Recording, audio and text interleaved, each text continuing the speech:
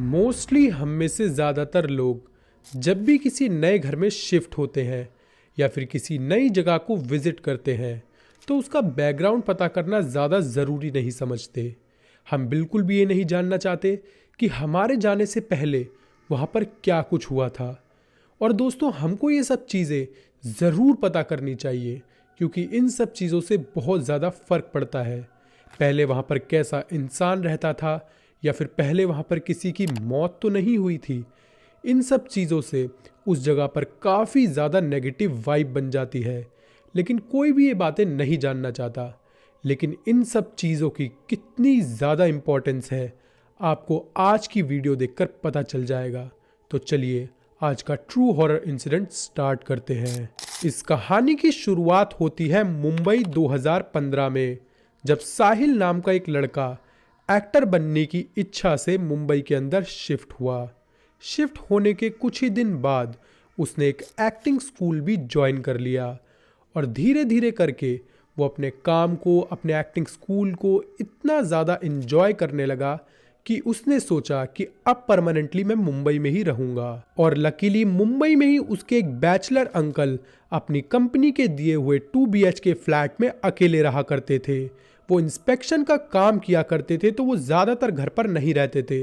Most of the time वो घर से बाहर ही रहते थे। तो साहिल ने डिसाइड करा कि अब वो मुंबई में अकेला नहीं रहेगा क्योंकि वो अपने अंकल के घर ही शिफ्ट हो जाएगा। जिसके बाद उसने अपने अंकल से इस बारे में डिस्कशन करा और वो अपने अंकल के घर शिफ्ट हो गया। साहिल और उसके अंकल की आपस में बहुत ज़्यादा बनती थी। वो एक दूसरे की कंपनी बहुत ज़्यादा इंजॉय करते थे और साहिल के घर पर आ जाने से उसके अंकल को भी काफ़ी अच्छा फील हो रहा था क्योंकि वो पहले बिल्कुल अकेले रहा करते थे उस घर में। लेकिन एक दिन अचानक उसके अंकल को कंपनी का एक बहुत ज़रूरी काम सौंप दिया गया, जिसके लिए उनको सिटी से लगभग 4 से 5 दिन के लिए बाहर रहना था। अब साहिल घर में बिल्कुल अकेला रहा करता था। वो पूरे दिन तो अपनी क्लास में अपना टाइम स्पेंड कर लेता था, लेकिन रात होने के बाद वो घर पर आता था और खाना खाकर सो जाता था। वो पूरे दिन घर से बाहर ही रहा करता था, सिर्फ रात को उस घर में खाना खाकर सोने आता था। लेकिन एक दिन जब रात को वो घर लौटा तो उसको बड़ी अजीब सी घर में वाइब आने लगी, बड़ी नेगेटिव सी वाइब आने लगी, जैसे घर में कुछ तो बिल्कुल भी नॉर्मल नहीं है। लेकिन इस चीज़ को इग्नोर करके उसने अपना खाना खाया और वो अपने रूम में सोने चला गया। लेकिन जैसे ही वो सोने की कोशिश करने लगा, उसको लिविंग रूम से किसी औरत के विस्पर करने की आवाज़ आने लगी। ये चीज़ बहुत अनयूजुअल और अजीब थी, तो वो उठ खड़ा हुआ और अपने लिविंग रूम में देखने के लिए पहुंचा कि वहाँ पर कौन है। लेकिन जैसे ही वो वहाँ पर पहुँचा तो उसने देखा कि वहाँ पर तो कोई भी नहीं है।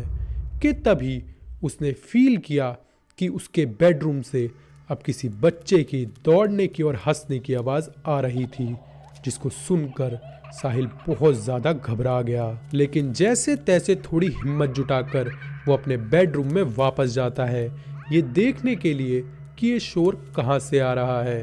लेकिन जैसे ही वो अपने बेडरूम में पहुँचता है तो वो देखता है कि फिर दोबारा से वहाँ पर कोई भी नहीं है। अब कॉन्टिन्यूस ये 2 इंसिडेंट देखकर साहिल को लगता है कि शायद आज वो अपनी क्लासेस में काफ़ी ज़्यादा थक गया है, काफ़ी ज़्यादा रात भी हो चुकी है और उसको नींद की ज़रूरत है।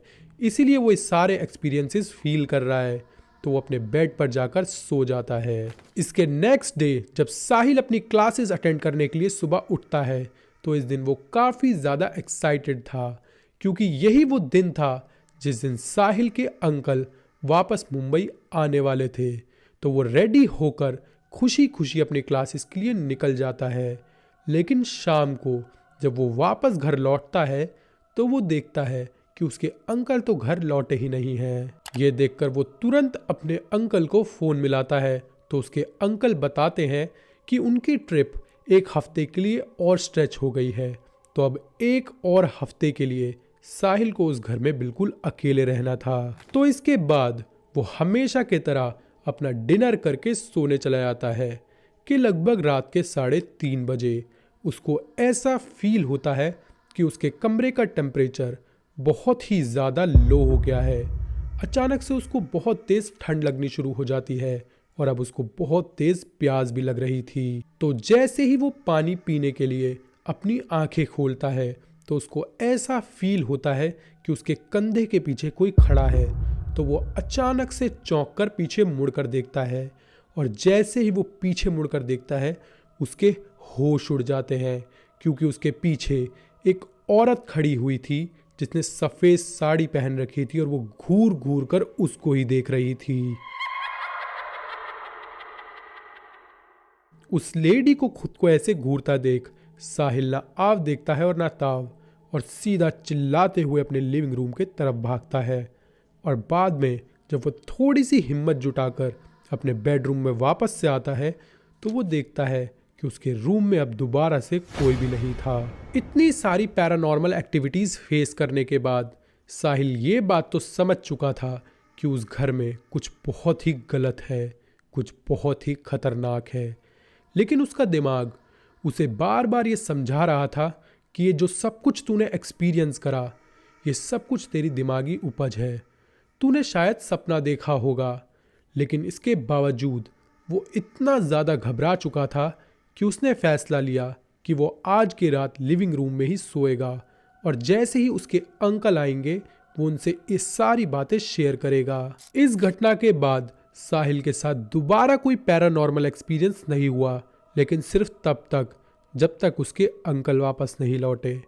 जैसे ही साहिल के अंकल लौटे उसने ये सारा इंसिडेंट उनके साथ शेयर करा तो साहिल के अंकल इस बात पर हंसने लगे और उससे कहने लगे कि ये सब कुछ बेटा तेरा वहम है, ऐसा कुछ भी नहीं है। इस घर में मैं भी तो अकेला रहता हूँ ना, मुझे तो आज तक ऐसा कुछ नहीं हुआ।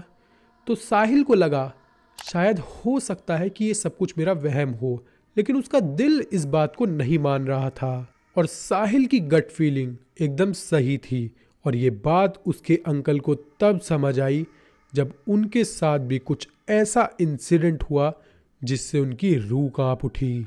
एक दिन ये दोनों मिलकर डिनर प्रिपेयर कर रहे थे और कैजुअली कुछ बातें भी कर रहे थे कि अचानक से टॉपिक शिफ्ट होता है घर के लैंडलॉर्ड पर।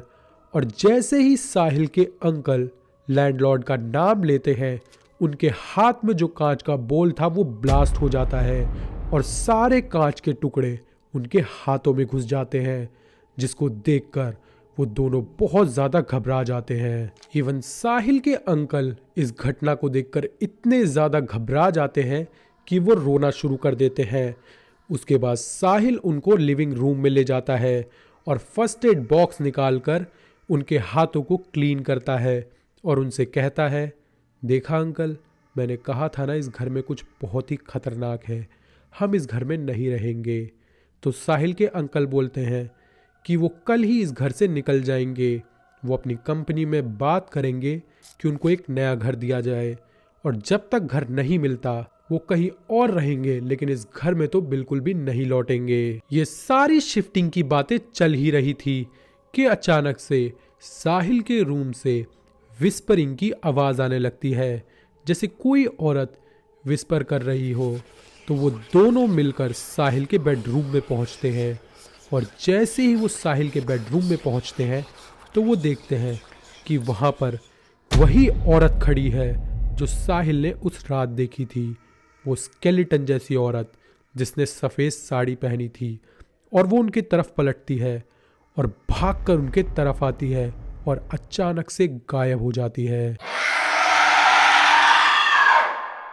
अब तक जो भी इस घर में हुआ था उसका कुछ ना कुछ फॉल्स एक्सप्लेनेशन दिया जा सकता है अपने दिल को तसल्ली देने के लिए, लेकिन जो भी इन दोनों ने अभी साथ में मिलकर अपनी आंखों से देखा था उसका कोई भी एक्सप्लेनेशन इनके पास नहीं था।